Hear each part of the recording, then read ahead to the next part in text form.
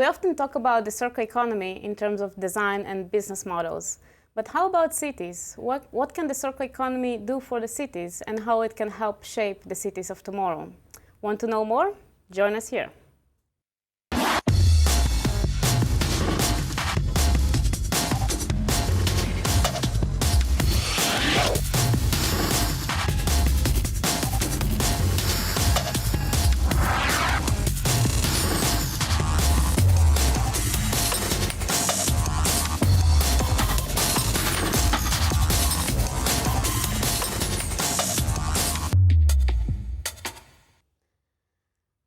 Hi, welcome to The Diff. My name is Julia and I'm going to be your host for this session. And I'm very lucky to be joined by Carol Limons from Arup, a managing director, who we've been working with the circular economy for quite a while now.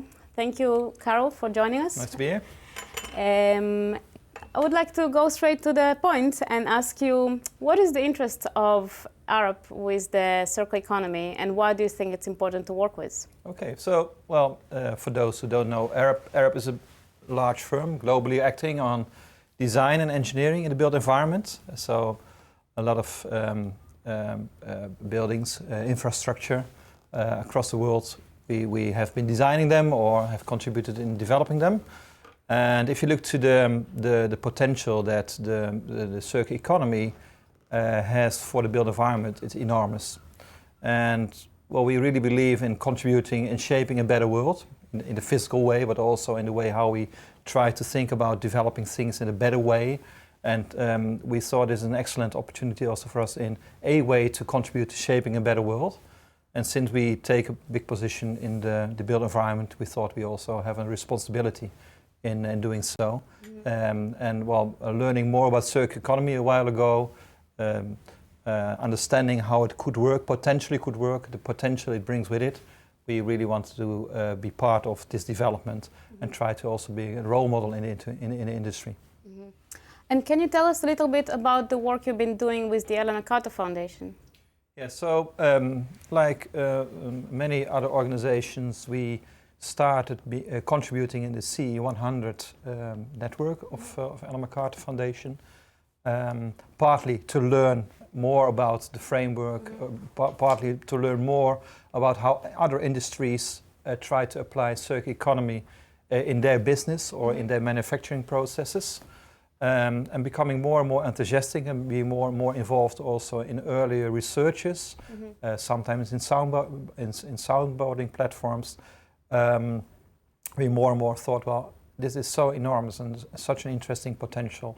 And it also helps us in thinking different about how we develop, how we design, how we procure, how we collaborate in the built environment. And the built environment, everything you can touch, I always say. That we also became more and more interested in those things that haven't been thought about. So, and we see a lot of things that have been thought about already, but if you look especially to the construction industry, the great things are happening, but it's also sometimes goes slower because of the nature of the industry. And that we thought, well, we need to be closer involved to really make the difference on certain things. And I think we get later on to that, what kind of things these are. And well, recently we also joined as a global knowledge partner, especially for the built environment, try to find ways how to apply circular economy specific in this industry of construction companies, of designers, of manufacturers, of suppliers, but also users and owners of assets, for example. And also try to broaden the thinking, not beyond, for example, Europe and the UK, where circular economy is recognized in a good way, but also in other parts of the world, like Americas, like East Asia. And recently you published a very interesting report about the potential of circular economy in the construction industry.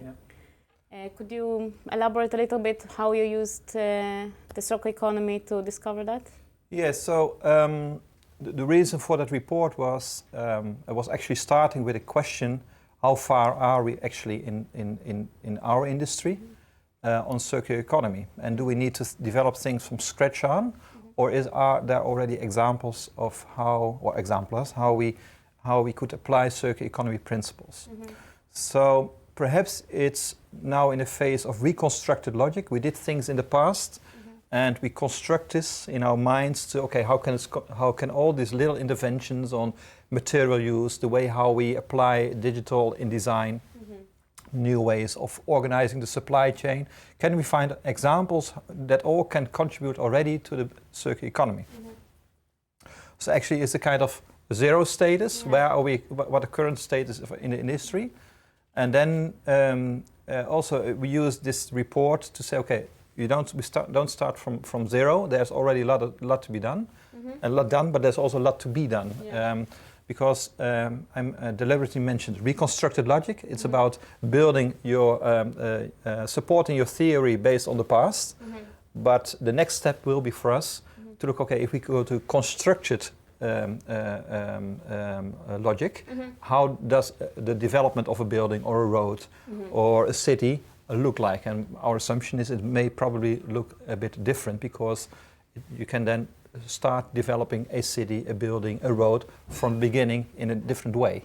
And this probably also will change the way how we design, how we finance, how we look about ownership. So actually this report was a zero status, and it now raises the bar to do better in future. Okay, very interesting. And I know you're already working with it and trying different things. This September, I think you launched your Circle House project, and I think we have a time lapse which we're going to screen for our viewers. And if you perhaps could explain what people are watching and what is this house? Yeah, I can do that. Yeah. So we started with this idea when we talked a lot about circular economy. Of course, we have a lot of people who say, well, we've done it already. But we were thinking, well, if we really start from the beginning applying circular economy principles, how would this affect the way how we design, in this case, a house? We use the house as a metaphor of the built environment, something most people can recognize themselves in. But it's also, the real shape is also adapted from the Stuart Brand model of the 6 S's that says something about how you build up a construction or a building. So there's a more metaphorical thought behind that too. And what you see in here is that everything we did in the design of this house, we thought, well, we did it in a certain way in the past, but what, for example, if we develop a house which is fit for for taking it apart again. So normally you build a house, for example, for longevity, and we developed this house to be taken apart again. And this gave us a lot of challenges. For example, if you want to take out materials and you want to reuse them, they cannot be polluted. So we couldn't use glue, concrete, weldings too much. If we have steel constructions, we bolted them together because then they can easily be taken apart. The design is partly also adapted from the availability of materials that came out of other construction sites. So some people look to other construction sites, look to old materials, how can we reuse them? This was something about, okay, if we talk about cradle to cradle, which is one of the principles you can apply for at least have, be very careful with the natural resources. If you talk, for example, about storage of energy, how can we do that? So we had to develop a new off-grid model for electricity. And in this example, also the first completely cradle-to-cradle battery has been applied. There's something about the joints. All the joints have been manufactured in a way that they can be taken apart without screws or whatever. So the whole thing was about rethinking how we normally design, and then try to apply this. And this unlocked a lot of discussions and also some challenges. Yeah, of course. And how would you take it further now? So actually it was specially made developed for the London Design Week at the building centre in London. And it was a purpose for only for 2 or 3 weeks. So we've taken it apart. So that part of the exercise worked. So the whole house is now taken apart and it's stored into a container. And we're now looking about repurposing of this house. And we have now 2 or 3 potential goals with it, varying from bringing this house back, or rebuilding it for educational purposes, or even use it as a pavilion for dialogue on circular economy. Okay. So we're now trying to find a purpose for this, and of course then there's always something like economics that have to work with it. So we are now looking for partners who actually want to join us in repurposing the building. So we don't throw it away. It can be completely rebuilt, but we have now to find a new purpose for it. Well, if somebody is interested, let us know. Yes, please. Earlier when we talked, you mentioned how some of the lessons that you learned from making this building can be served in further projects that you're doing in corporate circular economy in bigger scale, basically. How do you see that evolving? Yeah, so what you see is obviously an experiment for ourselves and stretching our own thinking, and also looking for places that really matter. So we learned, for example, that delivering or supplying materials is the easiest part, but taking back materials, which we say when we talk about take-back schemes for suppliers in the circular economy, the IDEOs, that was a much more difficult topic to solve. So we had a lot of extensive discussions with suppliers. Okay, how would this look like if you scale this up? About the building together, the building. Well, we of course there are a lot of suppliers were involved, and you still need a lot of coordination. This was a relative expensive experiment because it was a one-off, and we had to invent a lot of things. But you can imagine if you build up experience and you build up a scale, then of course like mass customization or like producing cars, the prototype becomes a more tested model, and then at the end you will have all kind of advantages. So I think scale is very important. We really need to address some difficulties we faced. We can build a building for 30 years, but most suppliers won't survive for 30 years. So how does a take-back scheme look like? Or should we think about having a kind of common ownership in a cooperative way for outcoming materials? How do we let consumers influence the way how we design or how we construct? So what's the public opinion about how we build, and can they influence also the outcomes? So I think we started, this was for us a start, but it's certainly not the end. And we have to find ways of developing scale, about developing further the concepts that are underlying on energy, on material usage, and more of those things. And there's also something about how do we finance actually this? Because why should, for example, a bank or a pension fund finance these kind of initiatives compared to old ways of working? So we also have to find mutual gains and incentives to make this work well. But it's a start of a discussion. And well, at least nobody can tell me it cannot be done in a technical way, but there are also other things that need to be considered to be sorted out in future. And touching upon this more global and scale and the bigger picture, last week we went to the Circular Economy European Summit that was part of the World City Expo, and one of our other knowledge partners, IDEO, they had Chris Grantham there. And he was talking a lot about the design of circular cities, and was a few very interesting insights that I would like to share with you and our audience. Yeah, great.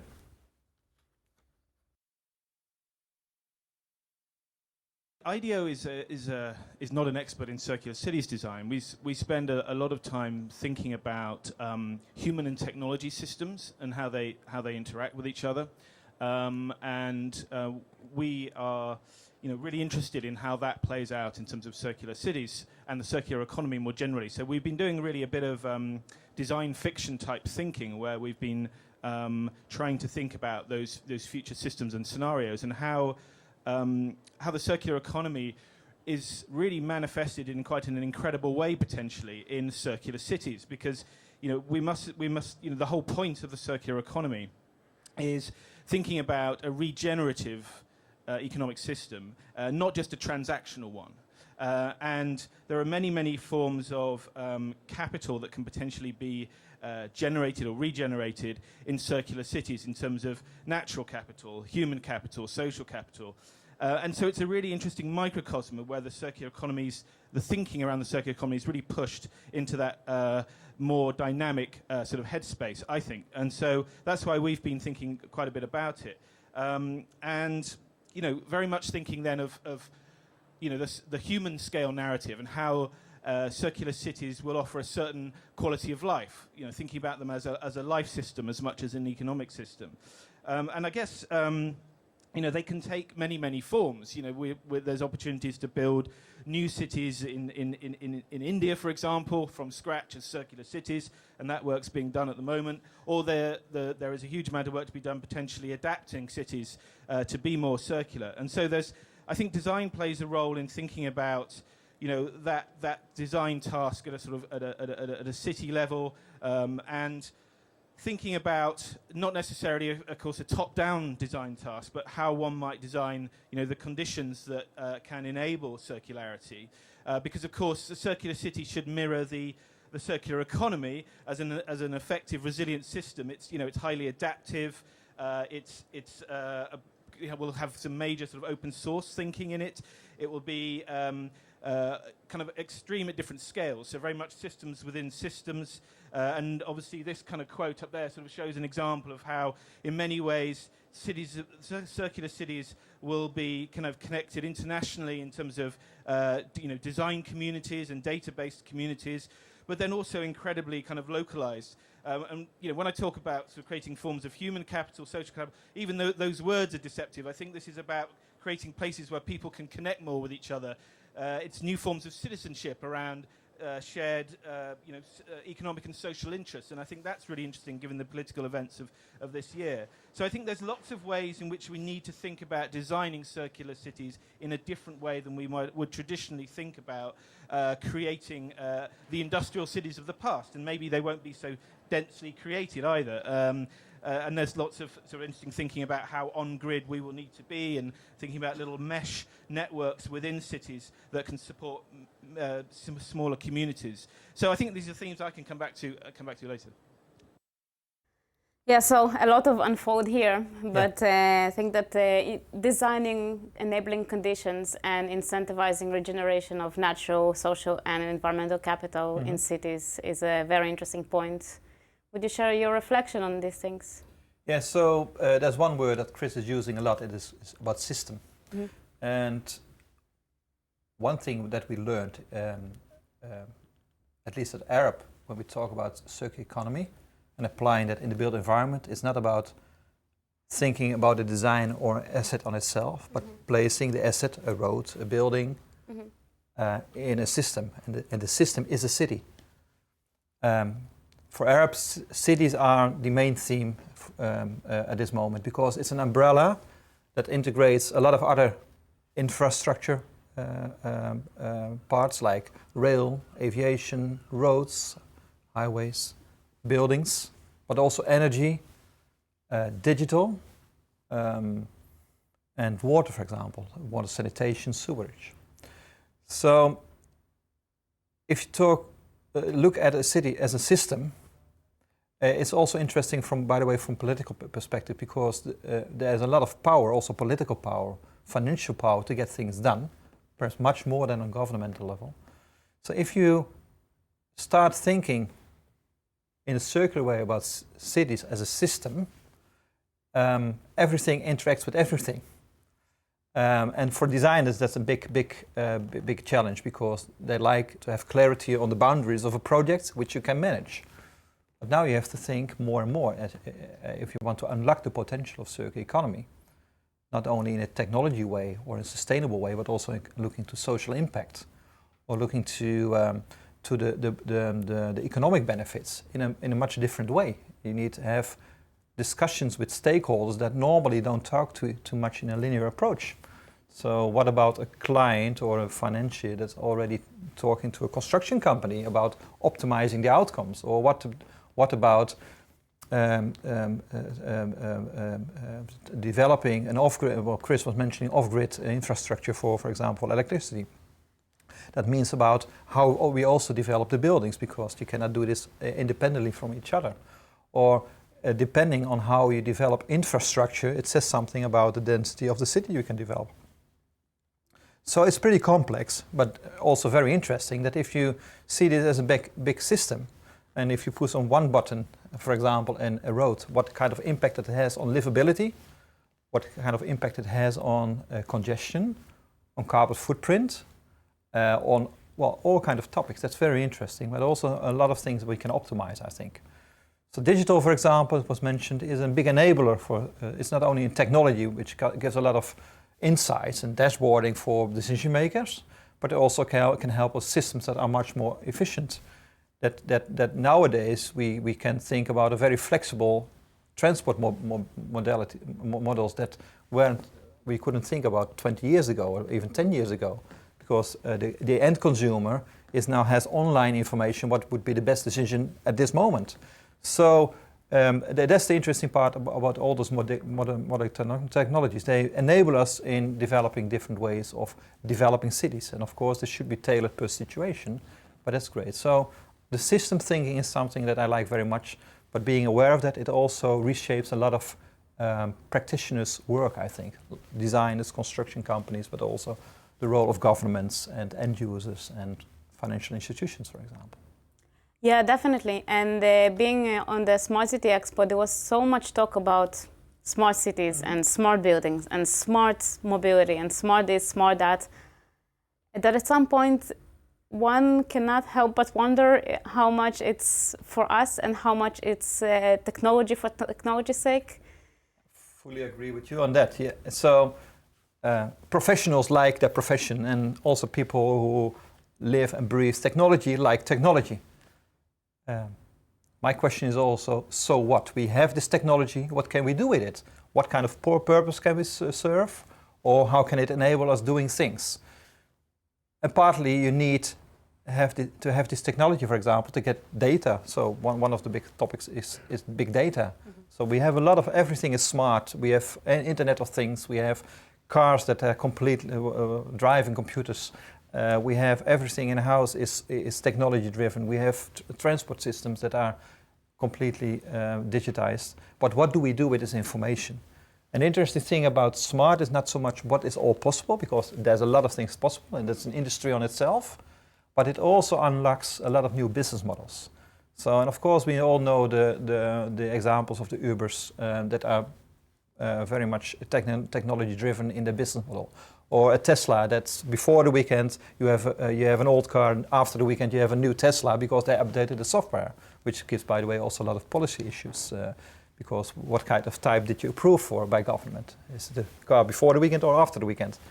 There's something about self-driving cars. So. And what you now see, and that's also, I think, part of the system thing, is we have a lot of opportunities, but how do we bring them together in something that gives new businesses and new business cases for private organizations, but also for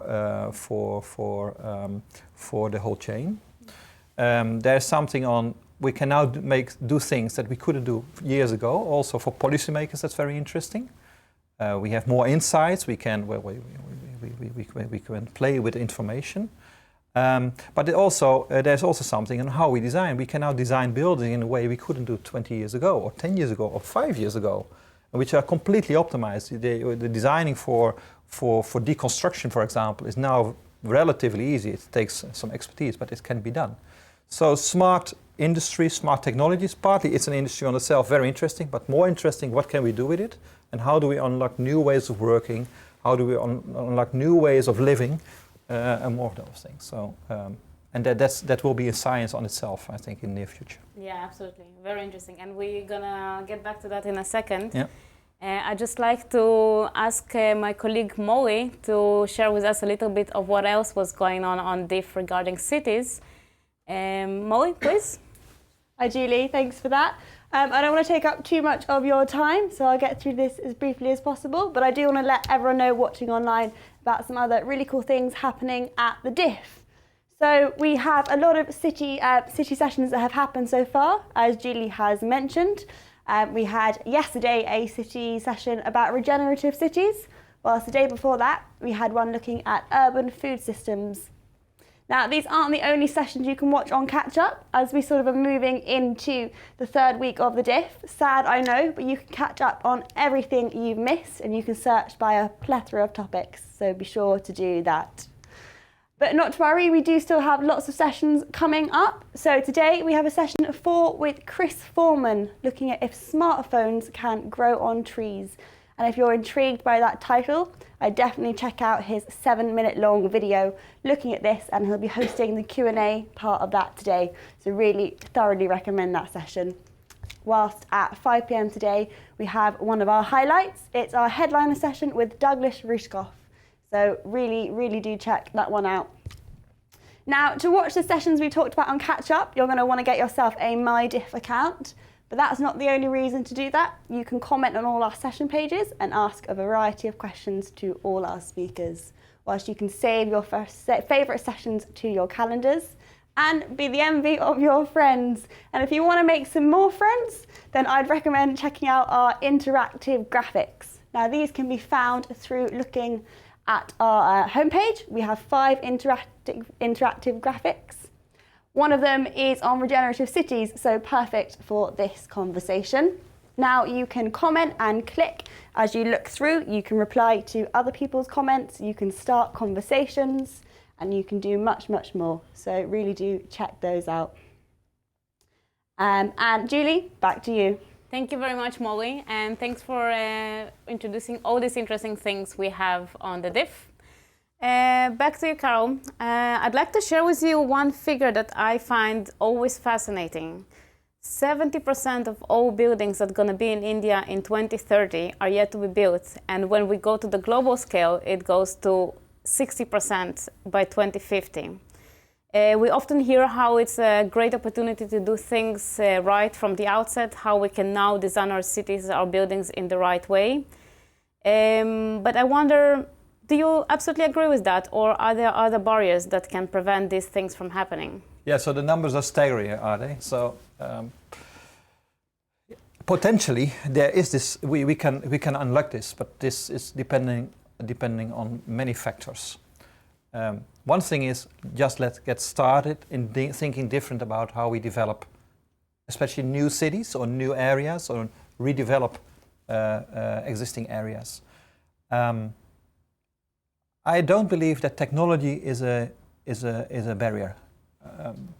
What we've learned in the past years that almost everything can be designed, and if not already there now, within a few years it will be there. So the interesting thing is we shouldn't think about it cannot be developed or cannot be designed or it cannot be made. The blend of technologies are so sophisticated nowadays. A lot of things can be done. So then it comes to will. So do we really want to do things differently? Do we want to rethink the way we traditionally design cities? In the former film, Chris talked about the old industrial cities, and they had one purpose, to make it a little bit black and white, to develop a big road towards this manufacturing plant and build houses around the road. Well, this is not the way how we want to develop cities nowadays. Nowadays it's about livability. Nowadays it's about having choices of transport. So thinking up front on what are the conditions, on how should actually a city operate, is much different, I think, than how we started developing cities in the past, and until now sometimes we have a more a design-led process. And I think one of the relatively new science, about 10 to 15 years old, is human-centered design, and designing a city, for example, around the work and life of people gives us other outcomes. If we talk about developing a building, designing a building, we now have to think about, is there a will to do it differently? So our circular house was not just a gimmick, but it's because we really wanted to explore how we can do things differently and learn from that, both internally but also influence the industry can do things differently. If we talk about collaboration, which is a key thing, I think if we talk about mutual gains, then it's also about exploring what are the mutual gains and how can we achieve these mutual gains. Then we need different ways of how we contract partners in this whole supply chain from the client to the designers to the construction companies to the people who operate a building, for example, and look how we can prevent split incentives. But this needs a different way of procuring, contracting this, and again we need a political will, but we need also a will from the legislation makers to change the way how we currently do this. So I think the biggest issue is not can we do it? I think we can do it, but is there a will? It's a political will. It's the will of the industry really to change things. And I think big incentives behind that is that we need to find different ways of working that are also give an interesting business case, and not only think, well, sustainability is more expensive, or well, it's interesting we really developed this area, but what does this mean for the people? So I had a great example recently on a congress of Arup ourselves. We had former Mayor Miller of Toronto. And he said, well, every project we do, we want to do this with 30% of people who live in the area, because there was a big unemployability in certain areas of Toronto. So there you combine a great redevelopment of a city, part of the city, with also addressing unemployability and also let people have gains who are not directly connected to the development of this part of the city. In this case, it was a metro line, but also contribute to unemployability, which also gives adaptation and acceptation of the project by the people. And so there's a win-win, a mutual gain situation. So there's will, we need to strive for mutual gains, and I think we need to find, and it is not bad to talk about good economics. We should not forget that. And we should talk about social impact. So bringing those three things together is very important to get things done. And I think that will make the difference between the potential we already identified and making this potential real. Yeah, definitely. And as a company, you just mentioned Toronto. As a company, Arup is working, you have projects in 70 different countries or even probably more. And there is clearly a big need for new infrastructure and new buildings. How do you ensure to balance between this modern new infrastructure and way of working, but yet maintain the different DNAs and the cultural aspects of cities and their identity, so we don't end up with all cities in the world looking kind of the same? Yeah. How do you incorporate this balance? So we have a little bit less offices, less location where we are, but we have about that number of offices. Yeah, so that is an interesting question, which I try.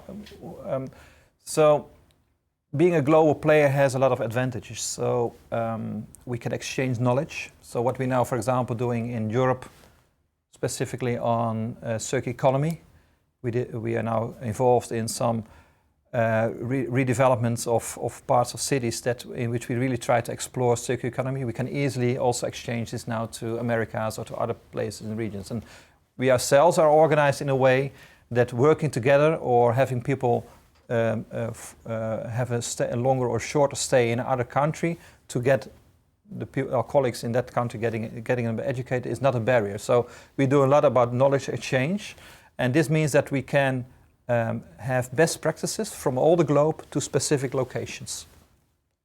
So we're thinking global, but we think global especially when it comes to our technology or our expertise or our capabilities on design, on engineering or consulting, more softer consulting skills like economics or sustainability or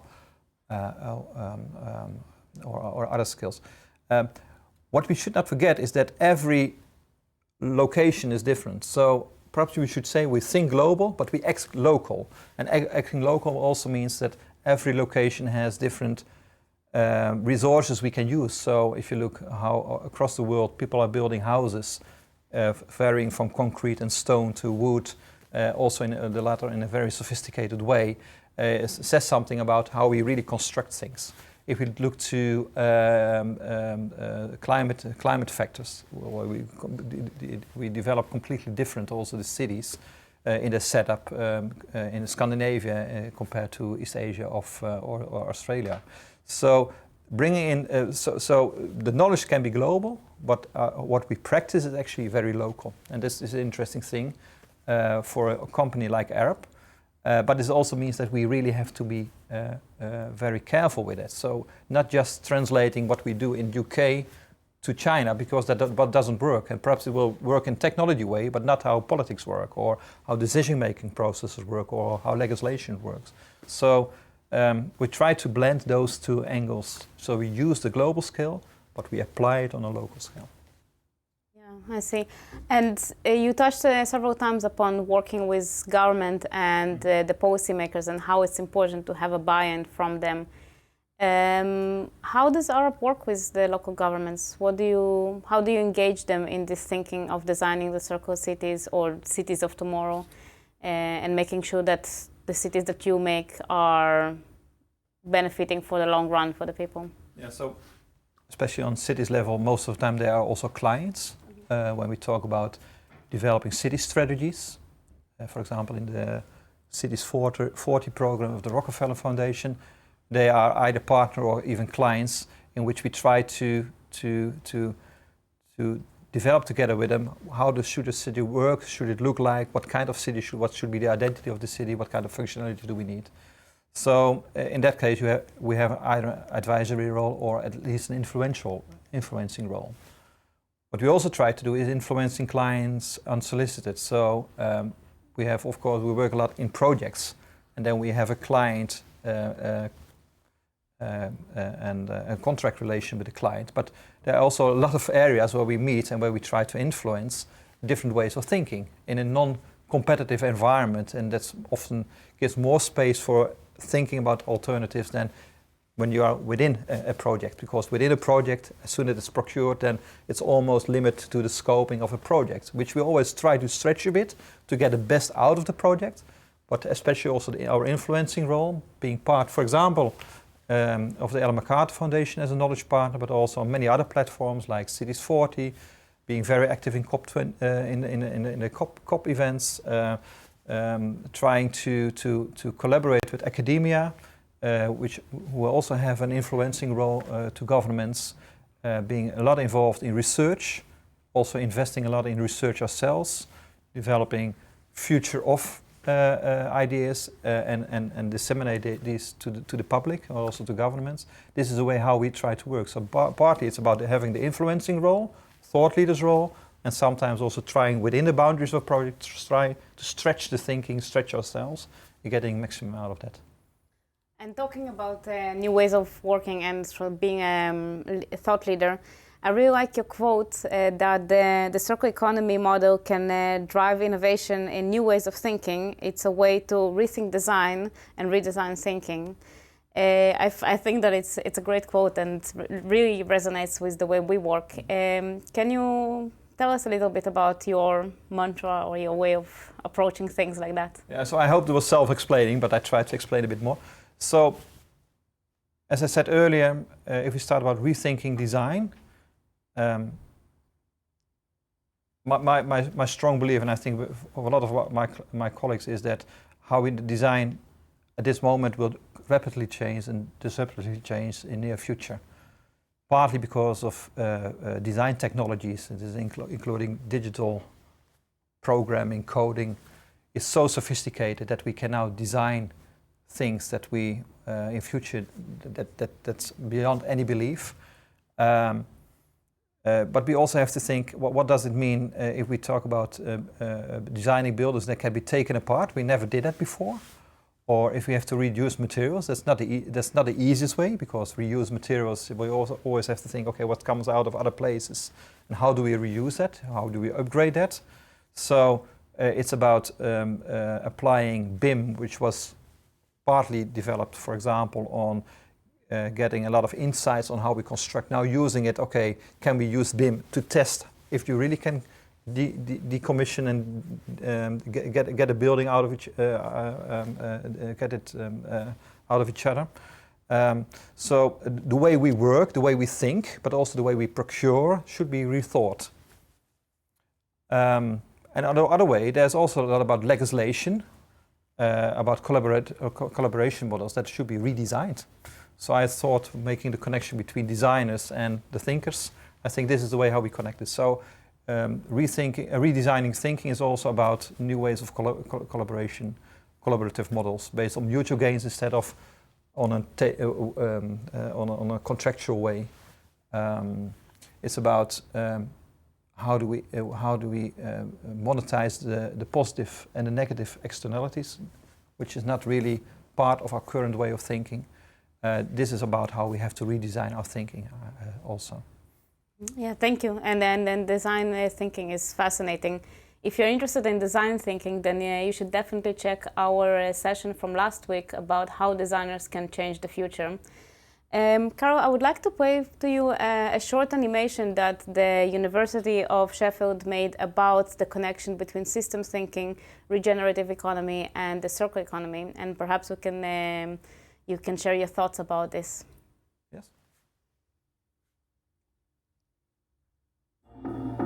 It seems then that the concept of the regenerative city should combine the most useful aspect of the systems of systems, urban metabolism, and urban ecosystem thinking, namely an appreciation of dynamic coupling effects, cascading failures, quantification of material and resource inputs and outputs, geographical and ecological interdependencies, and service delivery.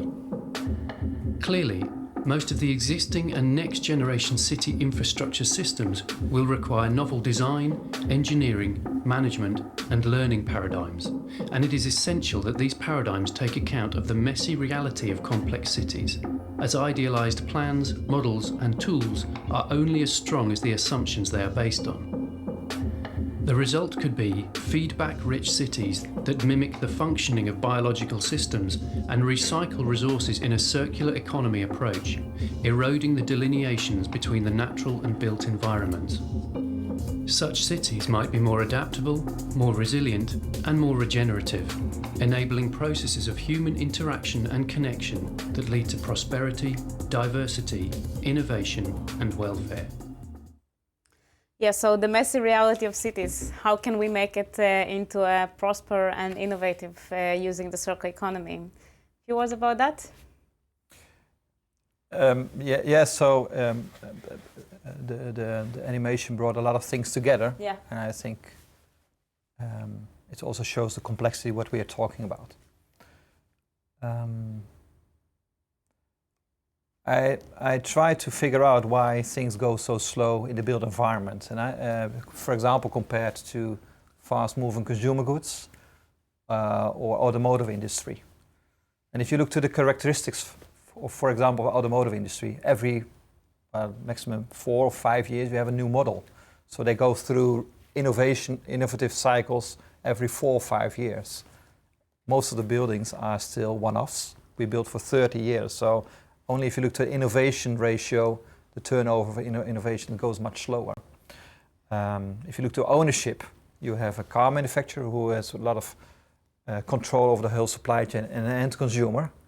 Whereas the end consumer, actually, if we talk about the road, can the end consumer really feed back his view on the quality of life, and does this really affect the way how we design infrastructure or buildings? So that's much more different. So one of the things is the complexity that was shown in the animation probably is much more complex even in real. And then we don't talk about the human factors and political will and directions that change every 4 years if you look to elections. So one of the things is to solve this complexity. It's like eating an elephant. Do it by bits and pieces, and then you eat a big elephant. But we really have to find ways how we can take up specific things that we can influence, let them grow, and at a certain moment they will overlap and we come to a more comprehensive approach on circularity in cities. But it can also start, well, we can think about solutions, we can also start about a mindset, and I think that's very interesting. So if we develop a circular view, it can start with the 10 commandments of building a new city. We can say, well, everyone who wants to contribute to this great new city has to agree that they will use at least an X percentage of the waste, or at least makes an effort to that, or should be willing to contribute to an open innovation on energy systems or whatever. So solving complexity is a big topic, and I think we have to do it by little bits and pieces, but all point the noses in the right direction, as we say in the Netherlands. try to find a common course and heading towards the same direction. I think that's very important. Yeah, and I mean, absolutely. We can talk about it for hours, but unfortunately we are running out of time. But definitely it's all about the mindset and step by step, eating an elephant. I'll remember that. Thank you so much for joining us today. It's been really fascinating discussion, and thank you all for staying with us and following this discussion, for submitting such a great questions. Thank you for the DIF team, and please stay with us. We still have 3 days of DIF to go, and if you want to catch up on the next DIF or the previous DIF sessions, then set up your DIF account, and you have a whole month to catch up. Yep. Goodbye.